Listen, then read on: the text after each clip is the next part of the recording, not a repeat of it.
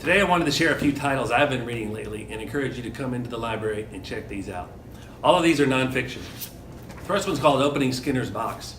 Did you know that if we spot someone needing help, we're more likely to give them aid if we're the only person watching, as opposed to if we're in a crowd? Did you know that you're more likely to repeat a behavior if you're rewarded only occasionally instead of every time you do it?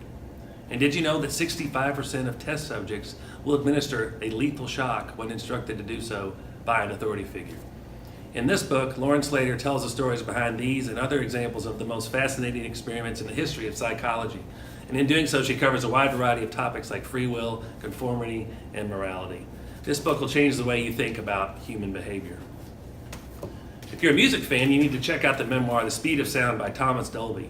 He was a young teenage musician and techno geek who grew up in London, building his own synthesizers and playing music for anyone that would listen.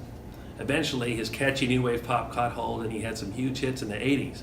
However, the digital age and the internet moved in and reshaped the way we acquired our music. Rather than get left behind, Dolby moved to Silicon Valley and built his own tech company, creating new platforms in the video game and film industries. Some of his beat-making software might be in your phone right now. But this memoir is filled with great stories about seeing bands like The Police and small London clubs, playing on stage with David Bowie at Live Aid, and meeting with tech heavyweights like Steve Jobs and Bill Gates.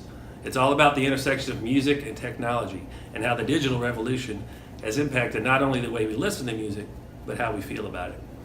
And finally, another work of nonfiction and a heartwarming story is I Will Always Write Back by Martin Ganda and Caitlin Alafarenka. It's the true story of an all-American girl and a boy from Zimbabwe and the letter that changed both of their lives forever.